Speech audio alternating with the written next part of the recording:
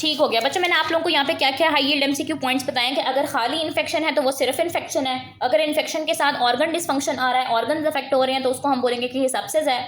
अगर सेप्सिस के साथ सीवियर परसिस्टेंट सर्कुलेटरी फेलियर आ रहा है डिस्पाइट एडिक्वेट रिससिटेशन, तो वो आपके पास क्या है, वो आपके पास सेप्टिक शॉक है।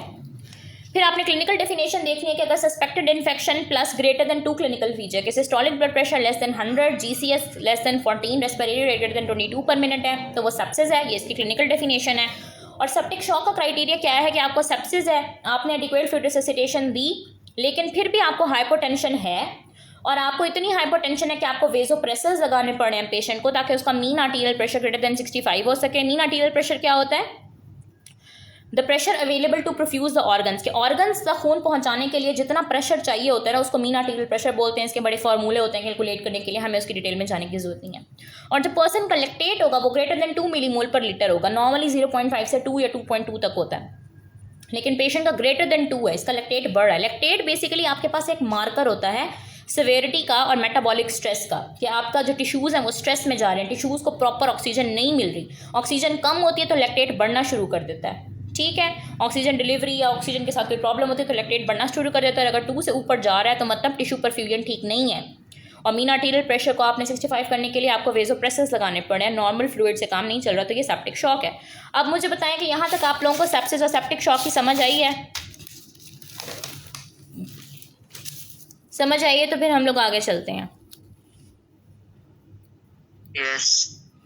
ठीक है, उसके बाद बच्चों वो आपसे पूछता है कि कॉमन कॉजेज ऑफ सेप्सिस क्या रहते हैं, कि सेप्सिस के कॉजेज क्या क्या हो सकते हैं। पहली बात तो वही है कि इन्फेक्शन, बॉडी में इन्फेक्शन, चाहे वो बैक्टीरियल कॉज की वजह से हो रही है, चाहे वो फंगल कॉज की वजह से हो रही है, चाहे वो पैरासाइटिक कॉज की वजह से हो रही है, किसी भी वजह से अगर आपकी बॉडी के अंदर इन्फेक्शन हो रही है और उसका माइक्रोबियल लोड बहुत ज़्यादा है, ऑर्गेनिज्म बहुत विरुलेंट है, या आपकी बॉडी के अंदर एंटी माइक्रोबियल रेजिस्टेंस है, तो ये सारी चीज़ें जो है ना वो सेप्सिस को कंट्रीब्यूट करती हैं। अब जो मोस्ट कॉमन ऑर्गेनिजम्स एसोसिएटेड होते हैं सेप्सिस के साथ, वो आपकी डेविडसन के अंदर बहुत बड़ा टेबल है, हमने इतना बड़ा टेबल याद नहीं करना, हम बस थोड़े से ऑर्गेनिज्म याद करेंगे। ये वही ऑर्गेनिज्म है जो आप लोगों ने माइक्रो में ऑलरेडी पढ़े हैं।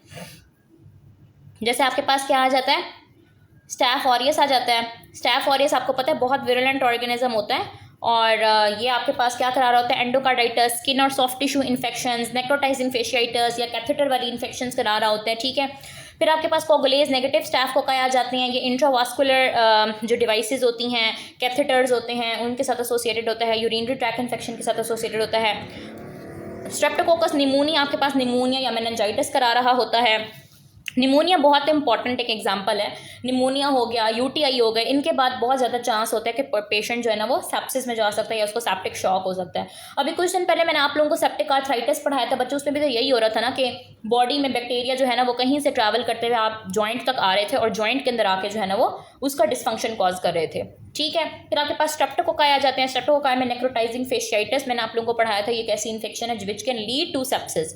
ये इंपॉर्टेंट इन्फेक्शन है जिनके बाद सेप्सिस होने के चांसेस होते हैं। इकोलाई हो गया तो ये यूटीआई इन्फेक्शन या हॉस्पिटल एक्सपोजर। स्यूडोमोनास आपको पता है ये तो वैसे ही बहुत ज़्यादा इन्फेक्शन कॉज करा रहा होता है, वेंटिलेटर एसोसिएटेड निमोनिया करा रहा होता है, multi drug resistant hospital infection करा रहा होता है। फिर नाइजीरिया मेनिंजाइटिस है, ये मेनिंजाइटिस या पर क्रैश करा रहा होता है और इसके बाद सेप्सिस हो सकता है, इसको मेनिंजियोकॉक्सीमिया बोलते हैं।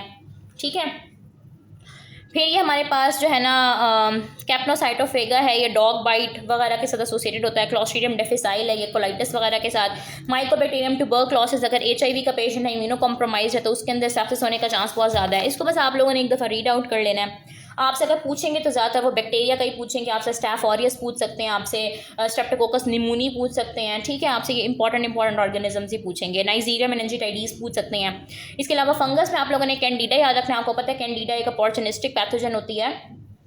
ये जो लाइन इन्फेक्शंस होती हैं या पोस्ट ऑपरेटिव सेप्सिस करा सकता है इम्यूनो कॉम्प्रोमाइज्ड इंडिविजुअल्स में। प्लाज्मोडियम फैल्सीपेरम है जो है ना, इसके साथ क्लिनिकल क्लू है कि ये स्फेयर मलेरिया करा रहा होता है और इसके बाद सेप्सिस होने के चांसेस होते हैं। तो ये बस आप लोगों ने एक दफ़ा रीड आउट कर लेने के कौन से ऑर्गेनिज्म जो है ना वो इन्वॉल्व होते हैं। ज़्यादा इंपॉर्टेंट ये कि आपका सेप्सिस और सेप्टिक शॉक का जो क्लिनिकल क्राइटेरिया है ये याद होना चाहिए, और थोड़ा बहुत आप लोगों को ना सिनेरियो गेस करना आना चाहिए। सिनेरियो गेस करना किस तरह से आएगा कि ये ऑर्गेनिज्म था, इसको ये वाली इन्फेक्शन हुई, अब उसका लैक्टेट लेवल इतना है, आपने डायग्नोज करना है ये कौन सी कंडीशन है। ठीक है, फिर आपके पास आ जाते हैं बच्चों की clinical science and red flags of the systemic infection, कि अब सिस्टमिक इन्फेक्शन हो तो गई है, यानी कि सिस्टमिक इन्फेक्शन क्या होता है कि पूरे सिस्टम को इसमें इन्वॉल्व कर लिया है इन्फेक्शन है, तो उसके क्लिनिकल फीचर्स क्या हो सकते हैं और रेड फ्लैग्स क्या हो सकते हैं। ठीक है, सिस्टमिक इन्फेक्शन किस तरह से नजर आती है बच्चों? सिस्टमिक इन्फेक्शन का मतलब होता है कि जो एबनॉर्मेलिटीज़ हैं वो सिस्टम वाइज हो रही है, बहुत सारे सिस्टम्स को अफेक्ट कर रहा है।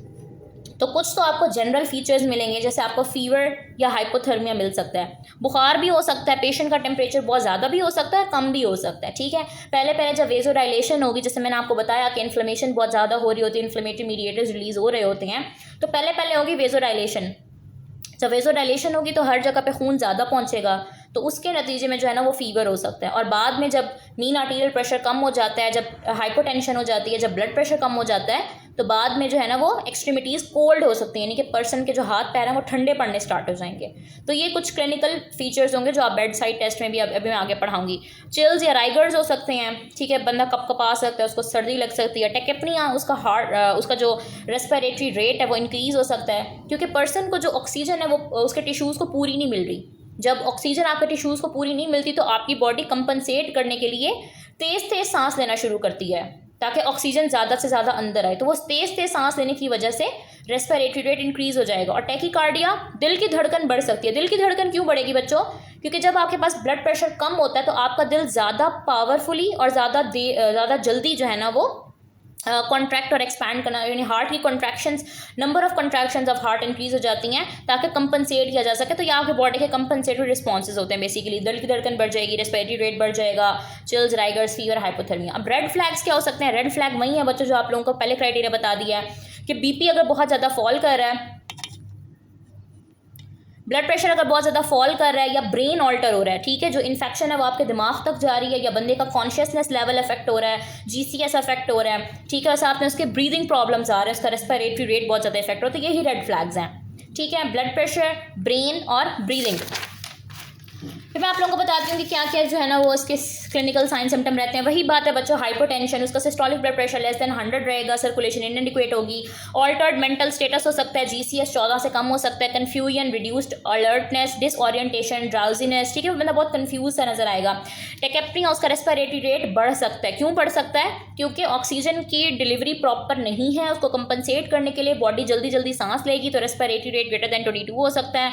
सिस्टमिकली वो अनवेल होगा, उसको मेटाबॉलिक एसिडोसिस डेवलप हो सकता है, क्योंकि लैक्टेट बढ़ रहा है ना अंदर, लैक्टिक एसिड होता है बेसिकली, लैक्टेट क्या, लैक्टिक एसिड, अंदर एसिड बढ़ रहा है तो उसको मेटाबॉलिक एसिडोसिस हो सकता है।